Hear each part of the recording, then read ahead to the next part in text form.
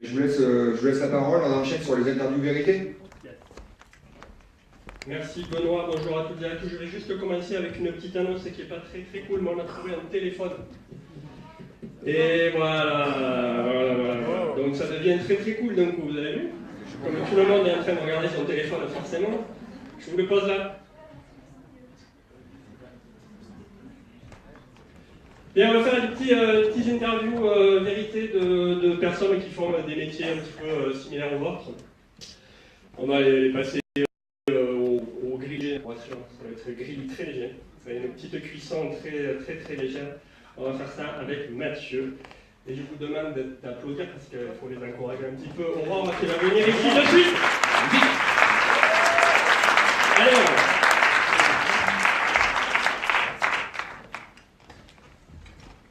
Bonjour Aurore. Aurore Gallarino. Je vais vous la présenter quand même un petit peu. Commence pas à toucher le micro, Aurore, sinon tu vas te faire engueuler et tout ça. Bonjour. Alors elle fait quoi Aurore? Aurore, elle est chef du pôle de communication digitale, attention, hein. C'est au centre des monuments nationaux. Ça rigole pas du tout, les monuments nationaux c'est un établissement public qui est sous tutelle du ministère de la Culture et de la Communication. Donc autrement dit, quand on commence à communiquer sur les réseaux sociaux, il faut faire attention à ce qu'on dit. Tout à fait. L'État. Et le ministère de la Culture. Et Aurore, elle a un petit truc, vous voyez pas. Regardez bien. Elle est fan grave d'Harry Potter. Et elle écrit sur Harry Potter. Et c'est une chercheuse sur le truc. Et vous pouvez la retrouver sur le web là-dessus. Et... ah, c'est une tuerie. Mais là, on n'a pas le droit de dire trop là-dessus. Alors, on va pas prendre trop de temps. Alors, on va y aller sur l'interview. Allez, c'est parti. T'es prête, hein? Presque. Alors, les monuments nationaux. On fait beaucoup de com, quand on est dans le community management, beaucoup de communication. Est-ce que la communication, tu arrives à l'appuyer sur une stratégie marketing claire? Je ne comprends pas le mot marketing dans cette phrase. En fait, c'est un mot qui est un peu tabou dans le monde de la culture, notamment la culture au ministère, la culture patrimoniale. Donc je ne comprends pas cette question. C'est bien, dis donc. Et comment tu fais pour choisir tes contenus de com derrière? En fait, j'ai une stratégie de contenu, pas une stratégie marketing.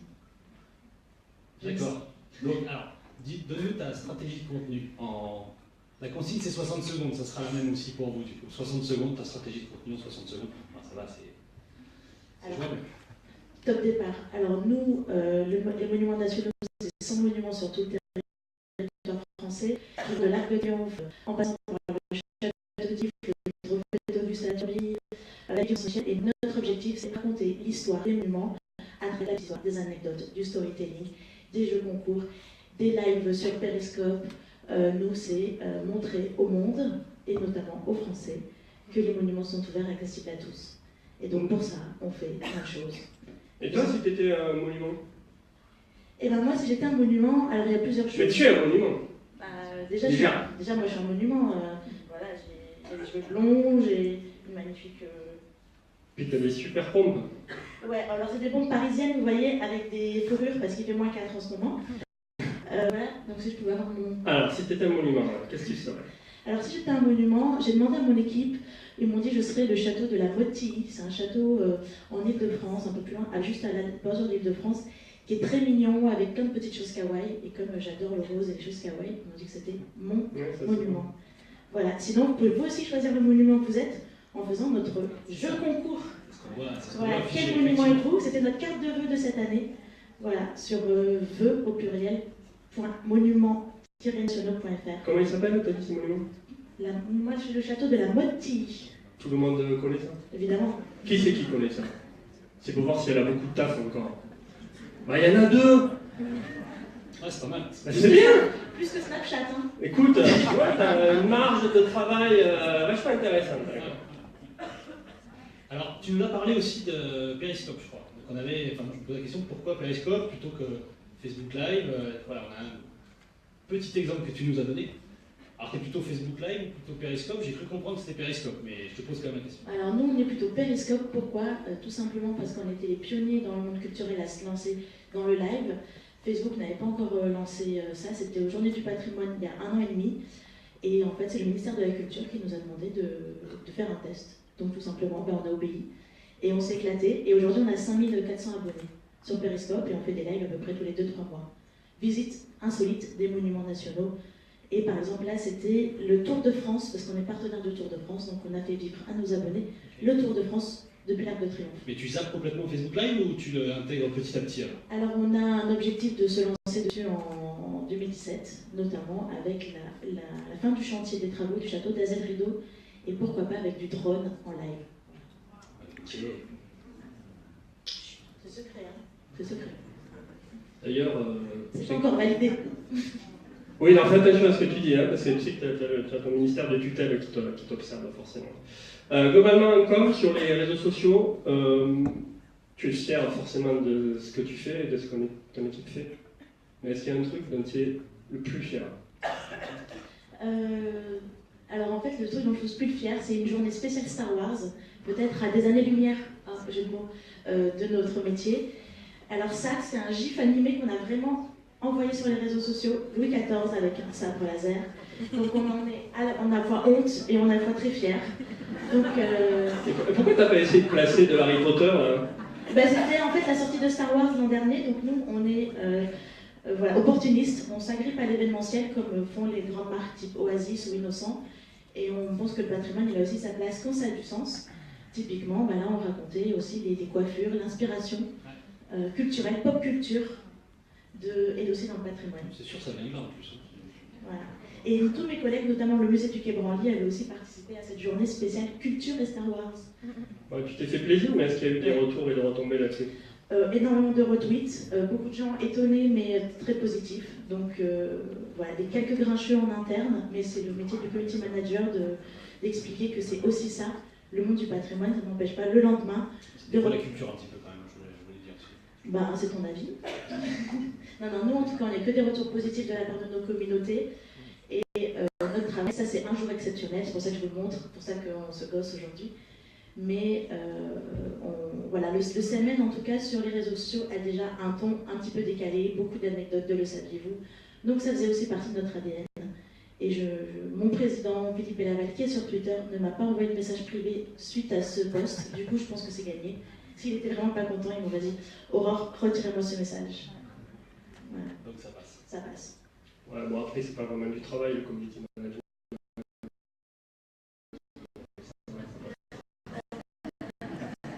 Et bien si tu es considéré qu'être connecté à un travail, répondre à des gens qui veulent savoir si le château est ouvert alors qu'il est minuit et que si on a une petite main sur Photoshop alors qu'il n'a pas de formation graphiste, c'est pas du travail. J'ai peur qu'elle me balance un sort. Attention, hein. Calme-toi, Viviane, calme-toi. Alors, est-ce que tu peux nous donner une astuce? Juste une astuce comme ça, une astuce de CM que tu aurais sous le coude Alors moi, mon astuce, c'est d'avoir une super équipe. Alors c'est peut-être très bateau, mais ça c'est mon équipe. Voilà, c'est mon équipe. C'est Juliette et Baptiste qui me regardent.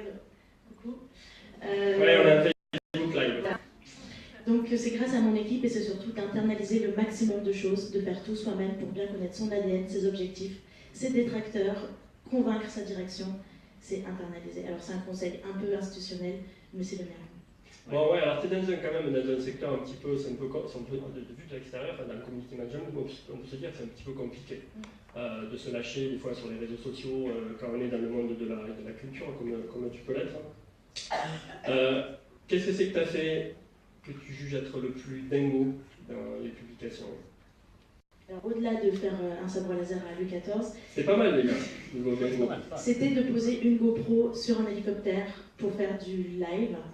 Donc ça c'était cette petite histoire, on avait l'abbaye du Mont-Saint-Michel, une restauration de l'archange, donc c'est la statue tout en haut du Mont-Saint-Michel, et il venait d'être restauré et il allait être replacé. Et on s'est dit, tiens, si on faisait un périscope avec une GoPro depuis l'hélicoptère, on est un peu fou quand même.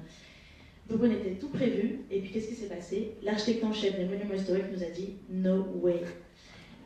C'est étonnant ça, tu vois. Ouais. Il a dit qu'on dévoyait la culture, un peu comme tu viens de me dire. C'est pas étonnant. Alors que nous, on voulait montrer que le patrimoine, c'est aussi ça, c'est de l'exceptionnel, c'est du monumental, c'est aussi fou parfois qu'un film de Steven Spielberg, sauf que c'est la vraie vie. Mais ce qu'on a fait, on a quand même fait un super live. On a fait 3 millions de reach. 3 millions de reach. Ouais, 3 millions d'atteintes sur Twitter avec le hashtag. Et un article dans le Figaro. Le patrimoine a fait le buzz jeudi avec la repose de l'Archange sur la flèche de l'abbaye du Mont-Saint-Michel. Je vous avoue que c'est mon heure de gloire.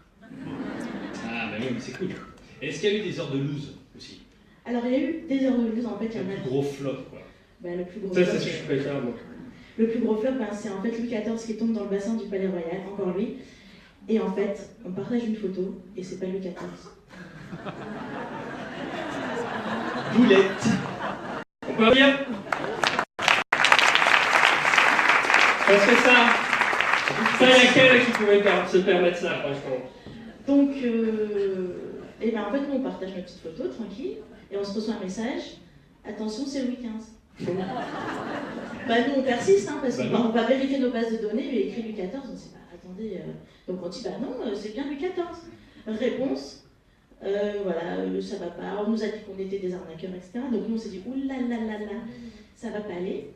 Mais comme on voulait surtout pas qu'un journaliste voit ce tweet et en fasse un article en disant le centre des monuments nationaux ne sait même pas si le patrimoine scandale pour le grand perdeur touristique de France et sous tutelle du ministère. Vous imaginez les gros titres. Et donc on a vite écrit à tous nos collègues et finalement on a mené une enquête historique grâce à nos tweetos et grâce à nos collègues. Et on a découvert que ce tableau avait été inventorié comme étant Louis XIV juste pour que ce soit plus clair pour l'ancien propriétaire du château de Castelnau-Bretenoux. Donc en fait, quand il a acheté le château et les collections, il s'est dit, bah tiens, on va le noter comme un tableau de Louis XIV, ça fait plus cool. Et donc nous, c'est resté en fait, d'inventaire en inventaire en inventaire. Et voilà, donc nous, on a fait la boulette. Mais ce qui est bien, c'est que l'histoire finit bien comme dans un conte de fées.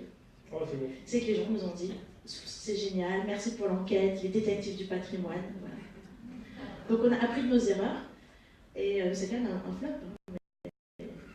Ça aurait pu être pire. Ça aurait pu être très très bien. Ce Benjamin Rando, là, quand même, il était pointu, quoi. Il y avait des infos que les autres n'avaient pas, quand même. Bah, nous, on a des communautés qui vont des mères de famille, aux adolescents, aux étudiants, aux experts du patrimoine, parfois plus experts que nous, pauvres communicants.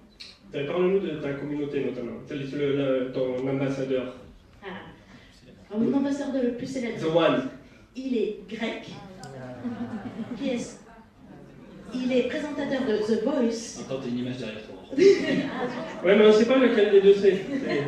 Alors, c'est Nikos Aliagas, qui est notre plus grand ambassadeur en classe de followers. On a une exposition avec lui. On a fait un jeu concours sur Instagram où il a été jury de notre concours photo.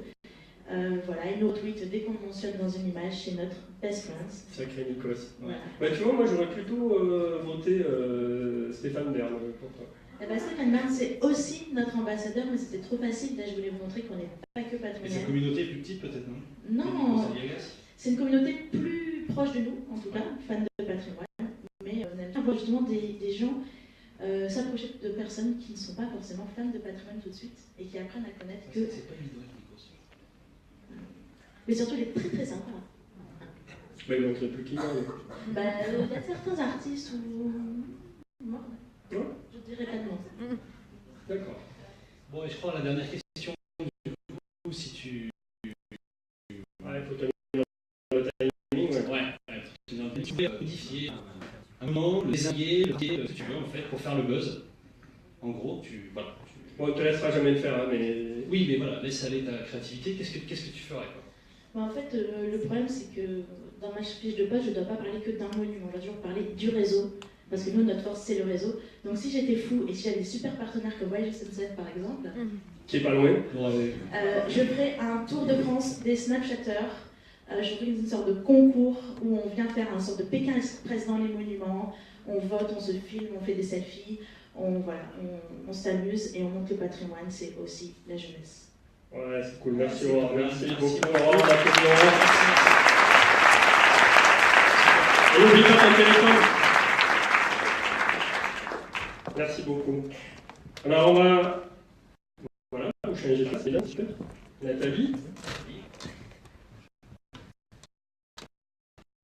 Bon, alors, Bonjour. J'aimerais l'effet de surprise, tu vois, parce que du coup, ça dure sur le. Bon, c'est un petit comme tout, comme Nathalie Lasso, je vous la fais un petit peu, je la connais depuis quelques années, mais elle est beaucoup que moi. Je ne dis rien. Ne surtout ne dis rien. Elle est responsable digital marketing au communication et tourisme. Donc actuellement, tu t'occupes d'une équipe, vous êtes combien dans l'équipe? Au total, nous sommes 3, donc avec 2 collaborateurs qui sont dans la salle, Soumaya et Gaël. On est le trio de choc, la Dream Team, disons, des social addicts du CRT. Ça fait beaucoup rire, hein. Ils tweetent, ils font du Snapchat, ils sont sur les réseaux sociaux. C'est ceux qui bossent là, quoi. C'est un petit peu ça. Non, je plaisante. Mais de rien, ça bosse beaucoup. Donc mais... tu manages ça, mais avant, tu as eu un vrai rôle de community management de 2009 à 2012, jusqu'à ce que le CRT soit un petit peu prenne son virage digital complet. Donc, dans cette fibre-là, on va essayer de te faire sortir ça un petit peu là. Ok. Ouais. En fait, tout a commencé en 2009, donc moi j'étais au pôle communication, avec une grande passion pour la photo. Donc le week-end, je sortais, je prenais mes petites photos, et je me suis dit, tiens, en 2009, on a souhaité refondre tout l'univers digital du CRT sur Internet. Eh ben, pourquoi pas, on va se lancer sur les réseaux sociaux. Donc du coup, j'ai ouvert notre page, j'ai ouvert notre compte Twitter, et j'ai commencé à raconter mes balades du week-end, mes suggestions de sortie, et surtout les picotins insolites de la destination qu'on n'a pas forcément en tête. Parce qu'on parle de Côte d'Azur, on a souvent l'image mer, littoral, et en fait il y a tellement de pépites dans tout ce qui est moyen au pays, tout ce qui est pépites aussi culturelles, gastronomiques, humaines. Ouais, je ne le fais plus parce que puisque tout a été internalisé. En fait, déjà les réseaux sociaux, ça prend énormément de temps. Nous, on est parti sur une stratégie multicanale. Donc au départ, on était sur Facebook, sur Twitter. Après, on est passé sur Instagram, sur Pinterest. Attends, on va y aller. On y va. D'accord. Je veux juste te poser une question. Oui. Est-ce que tu as réussi à partir de chez ta mère ou pas? Je suis partie de chez ma mère, oui. Oui, évidemment, mais pas toute seule. Ah, elle va raconter quand même. Vous voulez que je vous raconte ou pas? Oui. Ça, c'est une info qu'il faut faire tourner. En fait, Il ne veut pas la tweeter, merci. Sa mère, elle a dit tu partiras de la maison que quand tu sauras faire les gnocchis aux pommes de terre comme moi. C'est pour ça que je voulais savoir si elle avait réussi à partir de chez elle. Je suis bien partie. C'est bien parti, c'est bien. Bon, alors on y va. Bon, alors, même exercice que tout le monde, en fait, du coup. Stratégie social media en juste 60 secondes. Ok, alors la stratégie, si je devais la résumer pour nous, en tous les cas, c'était d'optimiser le crowdsourcing et d'animer une communauté d'ambassadeurs engagés. Pourquoi? Parce que là, déjà, on a 2 idées, mais en fait, si je devais la résumer, dès le départ, c'était privilégier la qualité du contenu, qualité d'une communauté à la quantité. Toujours choisir le bon contenu, le pousser quand il faut, et ne pas être dans une stratégie, je veux une grosse communauté, je veux afficher, j'ai 1 million, 2 millions d'abonnés, ça n'a aucun sens. Aujourd'hui, le travail qu'on a initié depuis 2009 et qu'on a intensifié depuis 2012, parce qu'on a eu la création d'un pôle digital marketing, où nous sommes 3, et ça ne serait pas possible aujourd'hui de fonctionner si on n'était pas cette équipe avec des compétences complémentaires.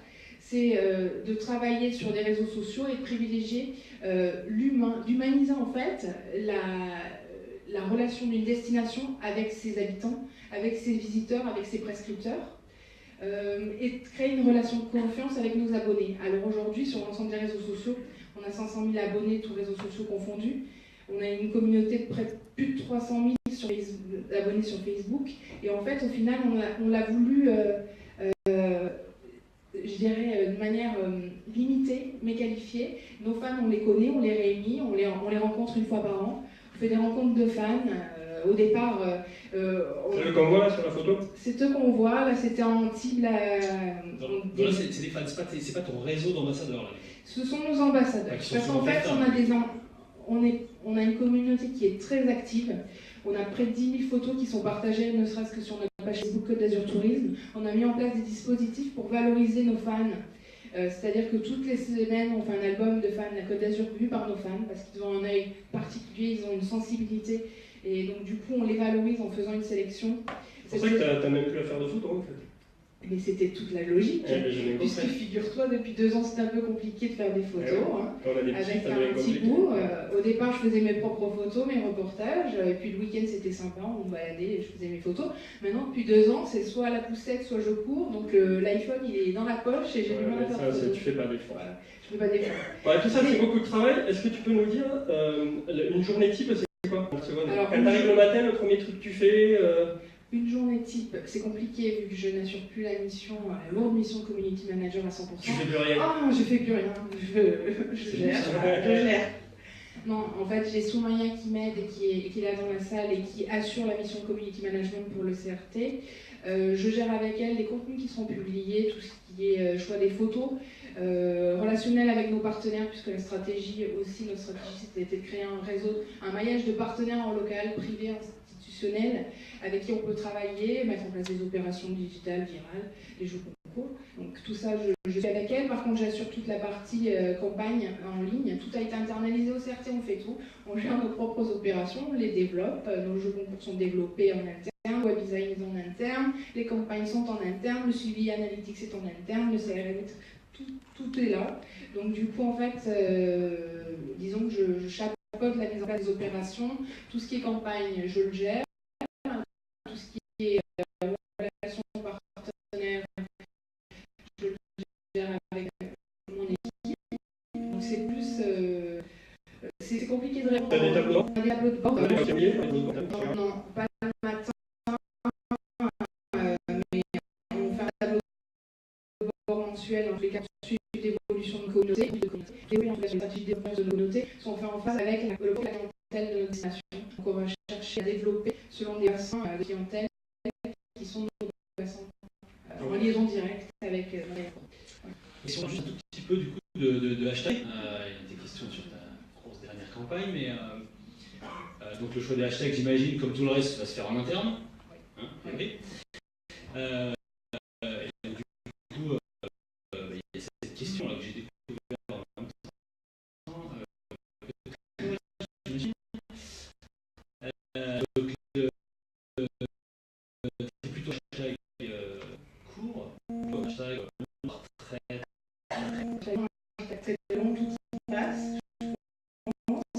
Sur les réseaux, il faut du hashtag plus dense sur Instagram. Et pour ce qui est des hashtags en cas de version, on est en interne et on voit celui qui est limité. Mais on n'a pas de limite. Le dernier hashtag, en tous les cas, c'était Côte d'Azur Now, qui était le hashtag de notre dernière campagne. Aujourd'hui, on fait une transition progressive avec le hashtag de France, qui est le hashtag de notre marque territoriale, qui a été lancé en fin décembre. Voilà. Qui devrait faire office de signature du coup sur tes publications ou... Aujourd'hui, toutes nos publications sont hashtagées Côte d'Azur France. On les maintient Côte d'Azur Now parce qu'on a réussi à mobiliser une communauté active. Tu caractère instantané voilà. peut-être de la photo. Ouais. Oui, on est sur du Côte d'Azur France. Donc aujourd'hui, en termes de marketing territorial, le hashtag est un outil formidable. Donc tu prends tout en hashtag. Quoi. Ouais, long, moyen. Tout okay. Mais hashtag, on parle hashtag. Oui, on parle hashtag. Par hashtag, attention. Bon, alors beaucoup de choses de fait. La question que j'ai posée tout à l'heure, ton truc le plus waouh. On parle souvent de l'effet waouh dans le tourisme. Le poste le plus waouh, wow. Ce n'est pas le mien, c'est celui de ma collègue. Donc je lui rends. Le 4 octobre, en fait, je disais tout à l'heure l'importance d'avoir un réseau d'ambassadeurs et de partenaires actifs et engagés à nos côtés. C'est que justement tous ces contenus-là, aujourd'hui, c'est impensable de vous dire que vous pouvez gérer vos propres contenus tout seul.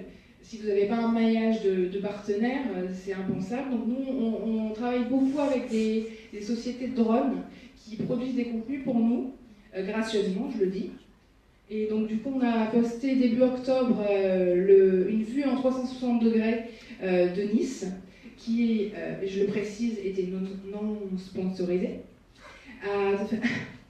A touché près de 700 000 personnes. Au niveau des interactions, on était plus sur 20 000 interactions, ce qui est énorme. Plus de 10 000 j'aime, sans parler de ces 7 000 partages et des nombreux commentaires. Ça, c'était la post le plus grave. Ok. Ouais, pas mal. Et le poste dont tu es le plus fier alors, fier, c'est pas forcément l'adjectif le plus... Qui t'a marqué le plus, en fait, en tout cas. Je dirais le poste le plus compliqué. Quand on est community manager et que vous avez vécu le 14 juillet à Nice et que vous avez passé le 15 juillet au matin toutes vos fanpages en noir et blanc avec un bandeau de deuil, et que vous sortez d'une période de deuil national, et là, c'est le poste le plus compliqué, qui m'a pris, je crois, une bonne demi-journée pour peser les mots peser le choix des photos et se dire on ne peut pas continuer à publier comme si de rien n'était sans avoir un message. Et le choix, ça a été de mettre en avant la ville de Nice, non pas par des couleurs noir et blanc parce que c'était ce qu'on voyait depuis des jours, c'était de faire un choix de photos de nos ambassadeurs, donc nos habitants, nos visiteurs, qui avaient été partagés sur notre page Facebook. On a fait une sélection sur un an, on a sorti une quarantaine de photos, on a essayé d'illustrer par des adjectifs, donc là en l'occurrence c'était belge, généreuse, colorée, éternelle, et on vous laisse compléter la fin de la phrase. Donc là, effectivement, on est sur près de 100 000 personnes qui ont été touchées par ce post. Là, on est sur du non sponsorisé, uniquement du marketing, je dirais, de la viralité naturelle. Et c'était le plus dur, parce qu'on est community manager. Malheureusement, aujourd'hui, il y a des attentats font qu'on arrive à trouver, à avoir cette récurrence malheureuse qui fait que, voilà, il y a eu un attentat, et on pense jamais que ça vient chez soi. Et quand vous êtes touché vous-même, c'est difficile de trouver les mots pour parler. Ouais, c'est cool. C'est plus dur. Et ta meilleure OP alors, de marketing? La meilleure OP, c'est le calendrier de l'Avent. Oui, tout le monde l'a fait peut-être, mais nous on l'a fait, on est fiers. On a fait notre calendrier de l'Avent il y a 2 ans. Pourquoi c'est la meilleure OP? C'est la meilleure OP. Parce qu'en fait, au départ, on s'est dit, on est sur une période d'avant Noël, on a envie d'être sympathique, on a envie de créer de l'empathie avec le territoire. On va monter une OP originale et on va sortir des jeux standards de tirage au sort. Et on s'est dit, on avait déjà testé les instants gagnants, c'était plutôt sympa, un petit peu compliqué quand même en logistique, mais là on s'est dit, on va faire des instants gagnants sur 25 jours. C'est super, on va faire 25 jours de cadeaux Côte d'Azur, 17 000 € de cadeaux qui ont pu... oui, là on n'est pas sur le dernier chiffre, mais c'est 17 000. 17 000 € grâce à 40 partenaires qui se sont engagés à nos côtés. Donc je vous laisse imaginer ce que ça a représenté en temps de négociation avec un par un. L'idée c'était de valoriser le territoire, sa richesse, la gastronomie, le côté bien-être, le côté culturel, le côté ski, le côté nature. Tout ça dans 25 jours de dotation, 17 000 €. Un budget de campagne qui était de 2 000 €. C'est la meilleure OP, pourquoi? C'est la meilleure OP parce que c'est 2 000 € de budget investi, tout a été internalisé, donc hormis le coût humain interne, nous n'en avons pas eu de plus. On a eu un taux de participation de plus de 12 000 joueurs en 25 jours. 12 000 joueurs uniques, sans parler de la récurrence chaque jour qui a été créée. Un engagement très très fort au niveau de notre communauté. L'objectif aussi, c'était de sortir du national, donc on est sur un taux de participation qui était étalé entre 70% pour la clientèle nationale et 30% sur l'international, et de la collecte d'opt-in qui nous a été très important. La finalité, c'était de la collecte de... La finalité... il y avait un mécanisme de partage automatique, du coup, derrière, quand ils jouaient... Tout était optimisé pour augmenter au maximum la viralité, c'est-à-dire qu'ils jouaient chaque jour. Donc ça crée la récurrence, ils revenaient chaque jour sur l'application, ils partageaient et ils invitaient leurs amis à participer, du coup ils démultipliaient les chances de rejouer dans la journée, sinon ils ne pouvaient jouer qu'une seule fois, il fallait tomber au bon moment. Et il y avait plus de 100 cadeaux à gagner, donc ça c'est la phase super, et la phase waouh, c'est maintenant vous avez 100 gagnants, il faut envoyer les dotations, voilà. Ça c'est toujours ce qui arrive après, c'est ça. Et il faut le faire. Ouais, comme quoi les marronniers, quand même, voilà, ça peut bien fonctionner aussi, quoi. Hein, du coup.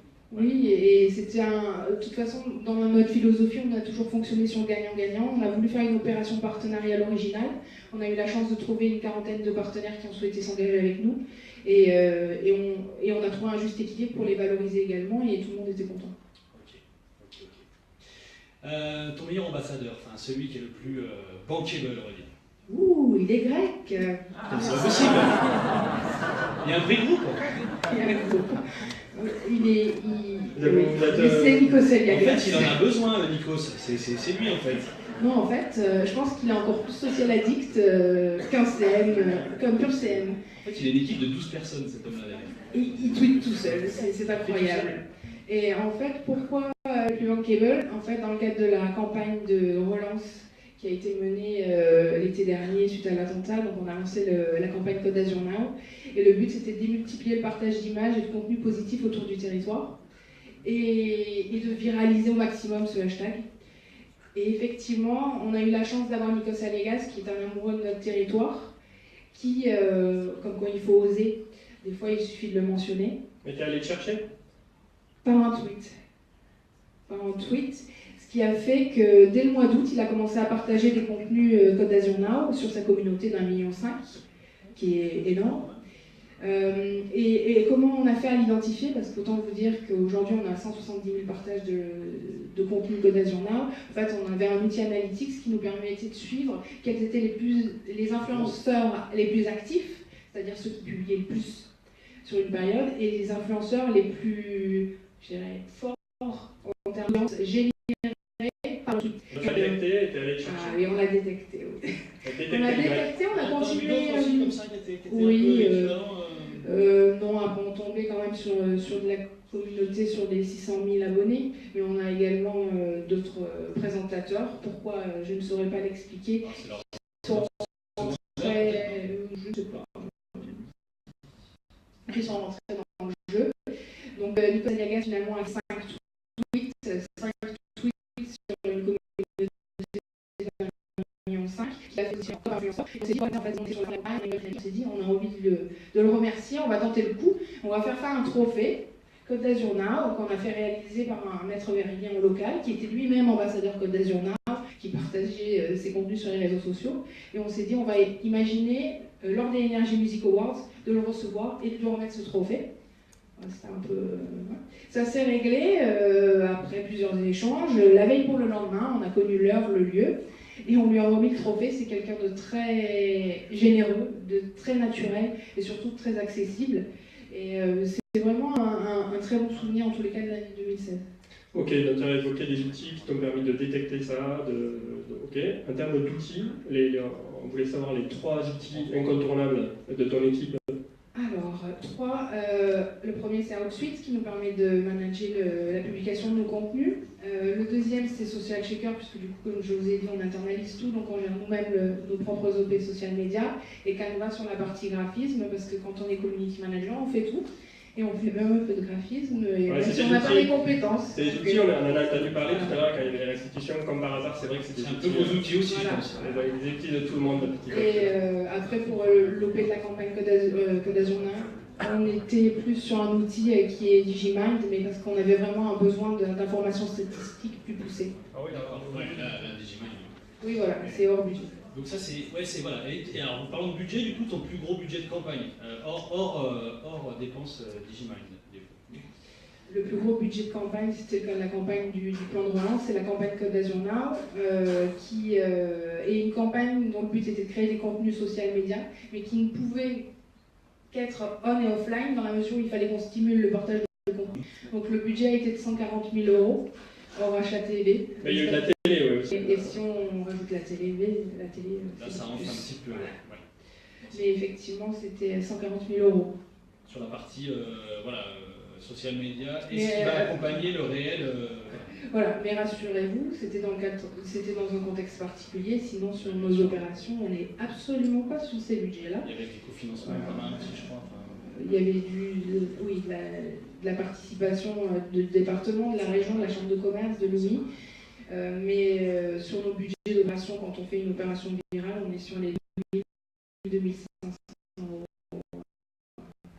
Bon, merci. Tous ces éléments, il y a des questions. On va lui demander c'était quoi nos kits que tu préférais. Moi, on t'a demandé si c'était une belle voiture, ce que c'était. Merci Benoît. Faut que tu Alors, racontes pourquoi ça. En fait. pourquoi Non, peut-être pas. Pas. Pourquoi le choix en tout cas? Alors déjà, j'ai vu cette question, je me suis dit, Ils sont sympa. Si tu étais une belle voiture, donc du coup j'ai essayé de relier ça avec la destination. Donc l'image d'une voiture sur la Côte d'Azur, j'avais en tête l'image du film de Grace Kelly, La main au collet. Donc du coup c'est sympa, mais il a fallu que je recherche le nom de la voiture. Donc ça s'appelle une Sunbeam Alpine, Benoît, et par chance il y a un coffre pour mettre la roue de secours. Ça, c'est privé. Ça c'est un joke. Bon, merci beaucoup Nathalie, on a pris un petit peu plus de temps que prévu. Merci.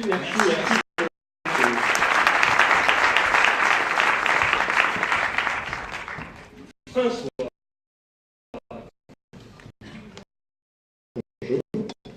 Bonjour. Directeur de communication.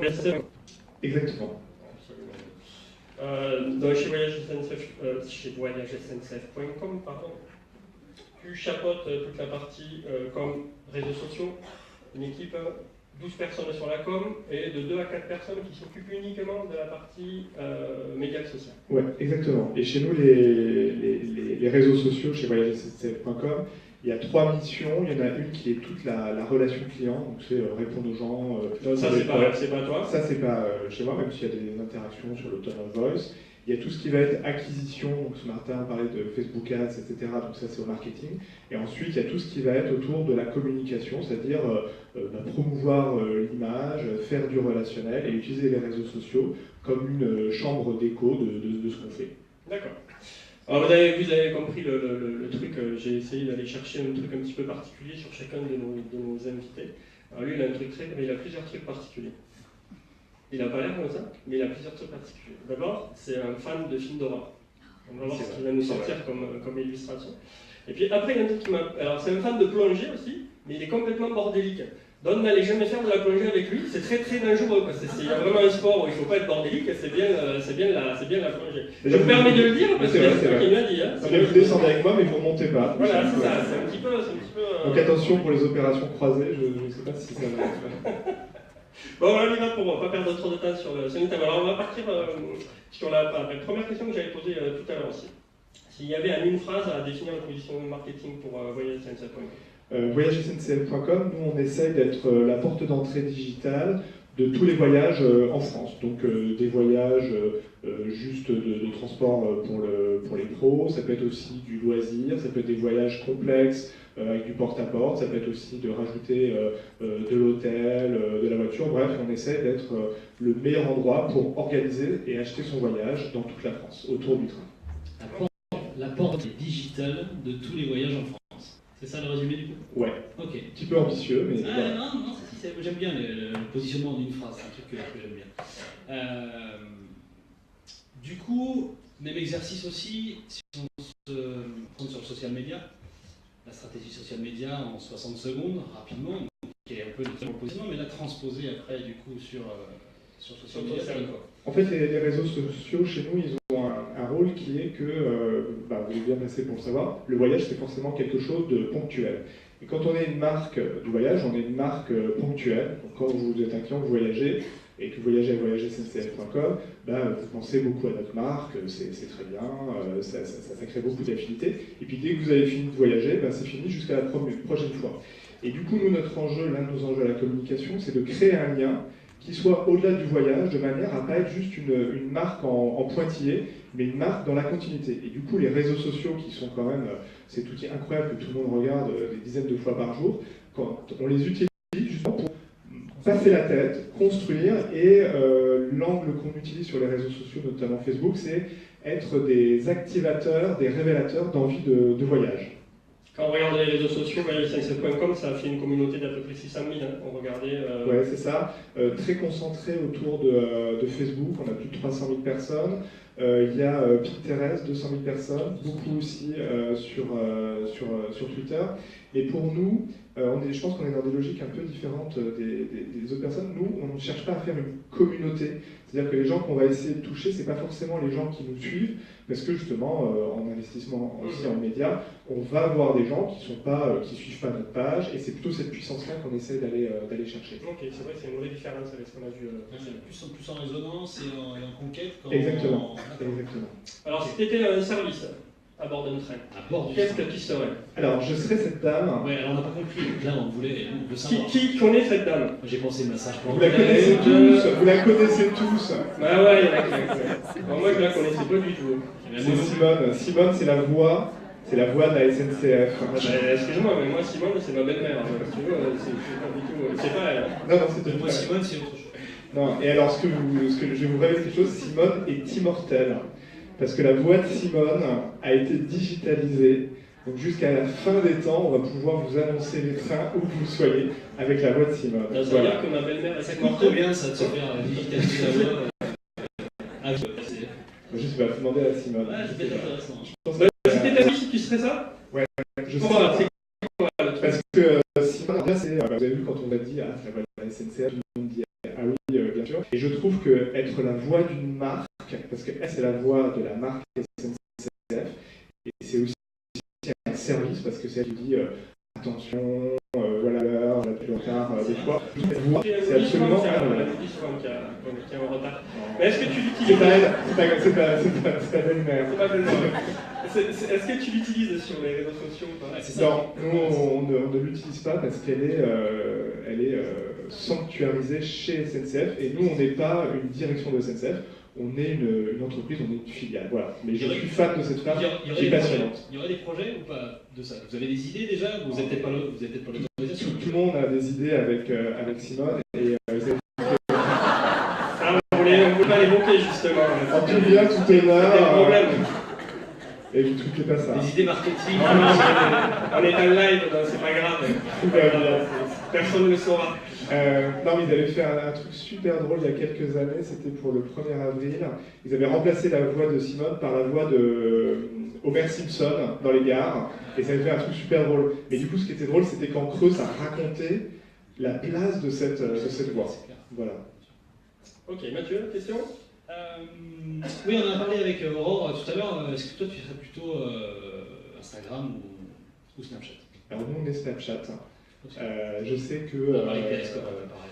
Non, mais c'est compliqué parce qu'il n'y a pas d'analytics, on ne sait pas ce qu'on fait, mais en tout cas, quand on fait des choses, il y a énormément de liberté. Ça nous permet nous, plutôt de faire des coups médias, notamment auprès de jeunes. On avait fait des choses avec Melty qui avaient très bien fonctionné. Et pour le coup, c'est pas très efficace, mais pour les équipes internes, c'est un lieu très inspirant avec beaucoup de liberté. Laboratoire. Ouais, c'est bac à sable, comme on dit. On se marre bien.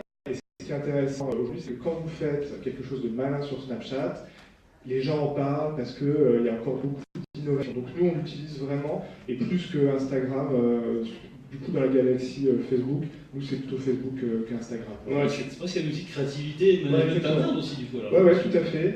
Et je peux vous dire, quand on fait un truc bien sur Facebook, dans les couloirs, on ne nous en parle pas trop. Par contre, quand on a fait sur Snapchat, on dit ah, t'as vu ton truc, c'était bien. Ouais, c'est drôle. Ouais, moi je sais pourquoi tu es plus Snapchat. J'ai peur. Oh? Non. Bah parce que Snapchat ça fait jeune. C'est son anniversaire donc c'est pas Ah, bien. Allez-y, vous pouvez Non, mais le dire, il c'est connaît l'anniversaire. tout. Non, il veut se la jouer un peu, voilà quoi. Mais ça fait rien, tu prends des années quand même, hein, comme tout le monde. Donc plutôt Snap, ok. Ta meilleure campagne 2.0. Ma campagne 2.0, c'est quelque chose qu'on a fait l'année dernière. C'est pour aller à Chambéry. C'est pour les packs de la En fait, notre année est réduite par ce qu'on appelle des ouvertures des ventes, c'est-à-dire qu'on vous dit tel jour à 6h du matin, les billets de train sont en vente et c'est le moment où ils sont les moins chers. Et donc pour nous, c'est un moment où il faut qu'on le fasse savoir à nos clients. C'est un moment qui est un peu pénible parce qu'il faut qu'ils se lèvent à 6h du matin, donc c'est pas très drôle. Et donc on essaye de rendre ça le plus joyeux, le plus fun. Et l'année dernière, on a fait cette opération, on a fait un défilé sur un live Facebook des destinations. Donc elles ont toutes défilé, il y avait des comédiens qui venaient, qui avaient des habits qui étaient customisés en fonction des destinations. Il y avait une voix off qui racontait plein de blagues sur la destinée, c'était très drôle. Ça a duré à peu près 10-15 minutes, on a eu quasiment 100 000 personnes qui ont regardé le live, on était super contents. Ouais, c'était vraiment du live, donc en plus avec tout le stress, est-ce que ça va marcher, pas marcher. On a fait avec Facebook et on a fait ça avec notre agence vidéo et ça a vraiment très très bien fonctionné parce que nous on aime bien renverser le code et faire un défilé des destinations, c'était drôle. Voilà. Et c'est Chambéry qui s'est resté le Alors plus... on a gardé Chambéry parce que il a très bien fonctionné. Voilà. Okay. Et alors du budget Ouais, ton plus gros budget, ouais. Ouais, bah du coup, c'est pas C'est la même slide. C'est la même slide, je suis désolé. Ça nous avait coûté entre les frais de production et la médiatisation à peu près 50 000 euros. Donc, sachant qu'il y avait un studio, il y avait 4 mannequins qui étaient des professionnels, il y avait aussi tout l'habillage, donc c'était quand même assez lourd en termes de frais techniques. Et ensuite, on l'avait vraiment beaucoup poussé pour les réseaux sociaux. Moi, ça m'a, quand tu nous as envoyé ça, je me suis dit, mais c'est le plus gros budget, c'est là que vous dépensez le plus d'argent sur l'OP qui vous fait gagner le moins d'argent finalement. Non, les marges, en tout cas, sont censées être les plus faibles. Oui, donc, mais en fait, c'est très centré client du coup. C'est très centré client parce qu'en fait, ces histoires d'ouverture des ventes, déjà pour nous, peut-être que le billet unitaire est pas très élevé, mais il y a un volume tel que ça compense. Donc c'est un peu comme les soldes. Vous voyez, vous ne pouvez pas dire à Zara ou à H&M, tiens, c'est bizarre, vous faites beaucoup de com autour des soldes parce que ça ne vous rapporte pas. En fait, non, au contraire, c'est un moment très très important. C'est-à-dire que le volume compense. Exactement. Et deuxièmement, c'est ce que je disais. On n'a pas d'inquiétude à avoir pour. Ouais, et puis c'est un moment dur pour les clients parce que voilà, il y a beaucoup de contraintes. Et du coup, c'est très important pour nous que la marque soit là pour rajouter du plaisir, du bonheur à ce moment un peu compliqué. Voilà. Donc, tu parlais des clients, on avait une question sur la opération de crowdsourcing.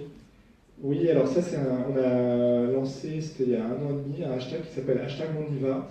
Et l'idée, c'était que pour illustrer le site voyagesncf.com, donc il y a 12 millions de visiteurs uniques, donc quand on a sa photo dessus, on est content. On leur a dit, envoyez-nous des photos des sites où vous êtes avec #OnYva. On sélectionnera les meilleurs et vous illustrerez le site. On a eu à peu près 2000 photos et surtout des choses très belles, des choses très intéressantes qui permettent de passer, vous savez, les sites, c'est toujours un peu, des fois c'est toujours des photos banque-image, c'est un peu glacé, c'est pas très vrai en fait. Et avec le crowdsourcing, bah ouais, pour le coup c'est génial. Et c'est Nopé qui... Vous connaissez ou pas il y en a qui connaissent ou pas ça permet moyen de sonder un petit peu. De faire du crowd comme ça, puis le #OnYva. Bah utilisez-le, c'est vraiment... Enfin je dis pas ça parce que c'est nous qui le faisons. Mais... Non, bien sûr. Non, tu parles... Non, mais là, faites-le quand même. D'accord, mais vous étiez 4 ou 5. Tu as utilisé Instagram quand même. Ouais, là-dessus on a utilisé Instagram. Ouais. Pour nous c'était important de le faire sur Instagram. Ok. Ouais, ensuite, alors, c'est quoi ton meilleur coup Vous allez voir. en marketing, évidemment. C'est pas si mal, hein. Et indépendamment de Chambéry, tout ce qui a pu se passer là-bas, C'est pas du tout le style de la maison. Non. Donc ton meilleur coup en termes. C'est un film d'horreur. C'est pas un film d'horreur, c'est un film de science-fiction. C'est marrant parce que c'est un peu comme tout le monde, finalement les marronniers, les trucs de films, je pense qu'il ne faut pas s'en priver parce que ça marche de Dieu. C'était il y a 1 an et demi, vous savez, c'est dans le film Retour vers le futur. Je reconnais la police de Retour. Exactement. En fait, dans Retour vers le futur, il y a un épisode où il ne va pas vers le passé, mais il va vers le futur. Et cette date, c'était en octobre 2015. Et en fait, on savait qu'il allait y avoir plein de choses autour de cette date. Donc on avait préparé un post, parce que dans le film, il dit toujours, là où on va, on n'a pas besoin de route. Et donc nous, on avait fait, là on n'a pas besoin avec un train. Et ça a super marché. On l'avait pas poussé. Il avait fait 17 000 likes. Et voilà. Naturel comme ça. Ouais, naturel comme ça. Donc c'était un beau coup. Alors, ça me fait rebondir aussi sur ce qu'on a vu avec Star Wars. Des fois, c'est des choses comme ça n'a pas forcément énormément de sens dans une stratégie, vous savez, hyper posée que vous vendez à vos directeurs généraux, tout ça. Par contre, on sait que ça marche. Parce qu'il y a une résonance. Mais ouais, il y a une résonance, et puis je trouve que ça raconte quelque chose sur la marque, qui montre qu'elle est dans la vraie vie des gens, ce sur quoi ils ont l'intérêt. Et vraiment, ça pour le coup, c'est vraiment du feel good, il faut y aller à fond. Quoi. Ouais, mais c'est symptomatique parce qu'on regarde tous les trois, quand on regarde vos meilleurs coups, c'est pas quelque chose qui vient appuyer forcément une stratégie, etc. C'est souvent un marronnier ou une opportunité finalement. Mais c'est ce qu'on disait ce matin dans l'atelier sur le persona. Ce qui est intéressant dans ce genre de choses, c'est que ça n'est pas ce qu'on a envie de leur raconter, c'est ce qui les intéresse eux. Donc tout d'un coup, c'est magique, ils sont au rendez-vous. Puis en plus, dès que vous faites ça le jour J, il y a tous les blogueurs qui sont prévenus, donc bon, il y a aussi une caisse de résonance qui est assez facile. Ouais. Bon, mais vous faites pas que des trucs bien? Non. Non, forcément. Ouais. Le plus gros raté. Ouais. Je passe le slide, pardon. Le plus gros raté. Alors ça, c'est plus qu'un raté, c'est un bad buzz. C'est quoi ça? C'est quoi ce petit Vous êtes au courant ou pas? Ça vous parle là comme ça spontanément ou pas? Non mais tant moi non plus. Bon, ça va. Tu vas je vois quelqu'un qui lève la main. J'espère que vous avez honte. Non, en fait, il y a... On va voir si tu as honte. Pas du tout. Non, il y a 2 ans, en fait, tous les ans, la carte de vœux, c'est un moment fort chez voyagesncf.com. Parce qu'on dit c'est un moment où on peut un peu se lâcher, faire des choses très décalées, et la marque est très facétieuse. Et il y a 2 ans, on avait fait un truc, on avait trouvé plein de tweets de clients qui disaient des trucs genre Cannes c'était super, la techno à Berlin c'était chambé. Et on en avait fait une vraie chanson qu'on avait fait chanter à des petits chanteurs. Je crois que c'était la chorale d'Anières. Donc c'était hyper mignon, vous voyez le petit bonhomme, c'était très, très entraînant, mais vraiment, mais c'était un truc... C'était pas trop film d'horreur. C'était pas du tout film d'horreur. On lance le truc, et je vous mens pas, 20 minutes plus tard, coup de fil de la direction de la communication de SNCF, donc quand c'est comme ça, c'est pas très rigolo, qui me dit, bon, c'est quoi ton histoire de carte de vœux, parce que là, on a RTL qui aimerait savoir ce que c'est que ce truc. Ça commence pas très bien. Le truc est parti comme une fusée, il y a eu plus de 200 000 vues, et les gens, alors, on a eu, j'ai jamais vu ça, il y a eu, après 2000 euros et 2000 points en mode, mais what the fuck, vous êtes la cocaïne, donc ça c'était pas génial. Parce que c'est, Attends, il y a aussi, Ça peut être comme un compliment, c'est en matière de créativité, Voilà. des fois c'est... j'ai eu aussi, il n'y a pas de filles, il n'y a pas de noirs, il n'y a pas d'handicapés, voilà, donc, et donc ça c'est fini, la SNCF, une entreprise raciste. tu fais pas d'efforts. Et Voilà. les animaux sont... Parce que c'est les réseaux sociaux, c'est aussi ces choses, bon, ça vient comme ça. Non, mais t'as eu une journée difficile. Là. Plus qu'une journée, ça durait un mois. Ah oui. Et je pense que le moment le plus gênant, c'était, vous voyez, l'émission C'est à vous. Guillaume Pépi était invité en janvier. Et donc, il arrive, et la première chose qu'elle me dit, bon, Guillaume Pépi, on est en janvier, on peut encore vous fêter la bonne année. Regardez votre carte de vœux. Ah oui. Je vais vous dire, j'ai plutôt allumé mon LinkedIn après pour chercher du boulot, mais bon, non, ça c'est... Non mais, au-delà de l'aspect rigolo, puis bon, voilà, c'est passé, enfin ouais, je suis encore là. L'enseignement peut-être. Non, l'enseignement, quand même, c'est qu'en vrai, on ne sait jamais. C'est-à-dire que vous avez beau vous dire, je suis super CM, ce truc-là, ça a marché, c'est génial. Vous avez beau travailler avec des agences qui vont dire, mais attends, mais je t'explique, c'est extra. Il peut vous arriver un truc comme ça, et franchement, allez le voir, je vous jure que c'est le truc le plus inoffensif de la Terre. Il suffit juste qu'il y ait un contexte, des fois il n'y ait pas de contexte. C'est une compréhension, en fait, aussi. Ah d'accord, puis des fois il y a un moment de creux, et les médias se mettent là-dedans, et c'est leur travail d'ailleurs, donc voilà. Et vraiment, on ne sait jamais. Alors ça ne veut pas dire qu'il ne faut pas y aller, mais il faut juste se rappeler que quand on est CM, on prend toujours un risque. Et ça fait, je pense, la particularité de ce métier. Absolument, merci. Alors, deux questions pour finir. Alors, tu vas faire très très attention, parce que la dernière question, c'est une question qu'on a posée aux autres aussi. C'était, vous savez, quel est votre meilleur ambassadeur, le plus bankable? Ça va être la même question pour toi. Si jamais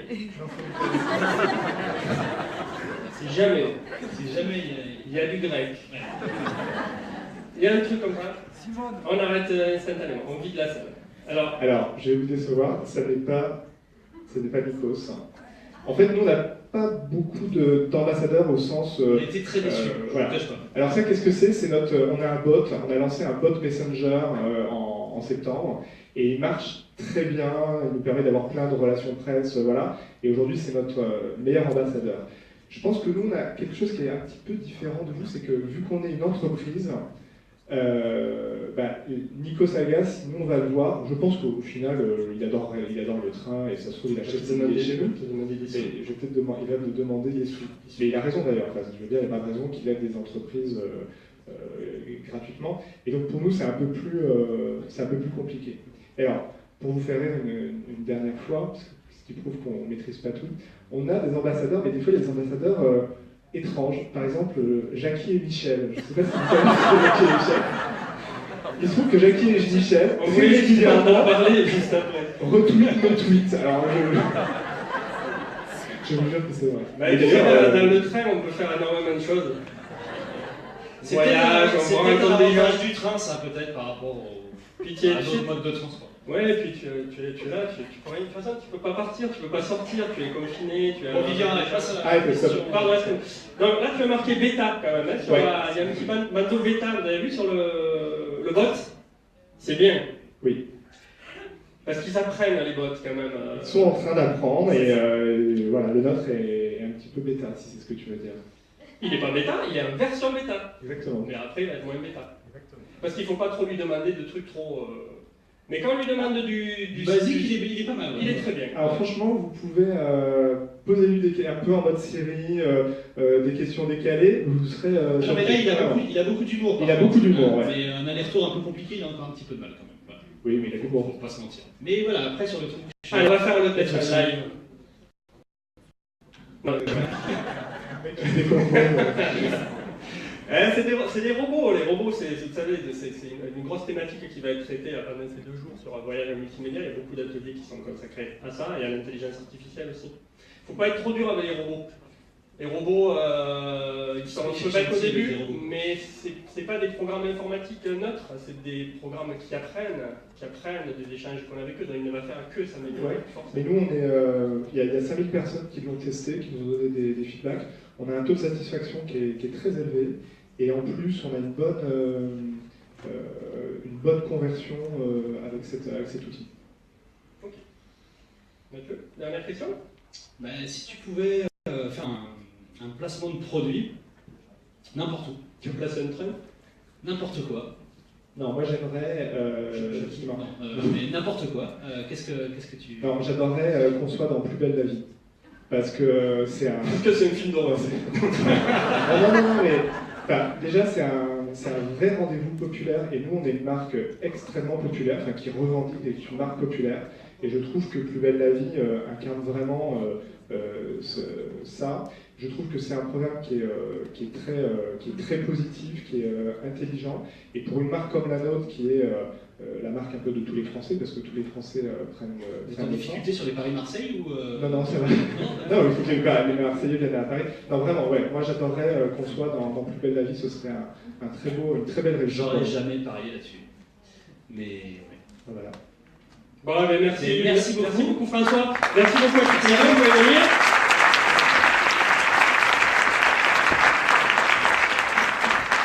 Bon, là, on a un peu exposé le timing, forcément, non? Non, je crois pas. Mais c'était bien, merci beaucoup. Merci beaucoup à toutes et à tous. C'est terminé, Benoît, pour CMO The Beach. Tu veux dire un petit mot de fin avant que tout le monde s'enfuit pour aller manger un petit bout? Ouais. Merci à tous, hein, vraiment. Non, c'est pas terminé, parce qu'en fait, cet après-midi, ça continue avec des ateliers classiques de voyage en multimédia, puisque, je me rappelle, on aura le community management des lieux patrimoniaux, d'accord?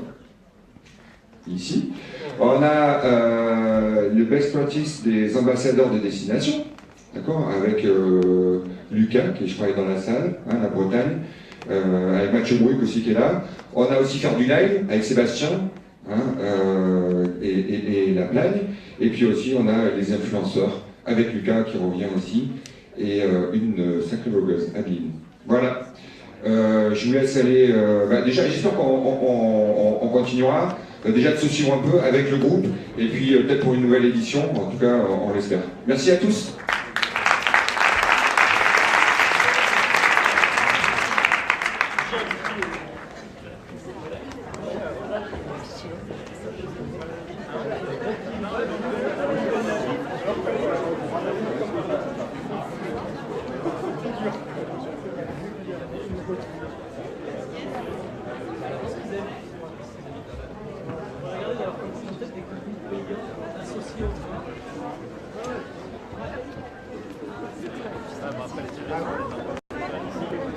Ah ben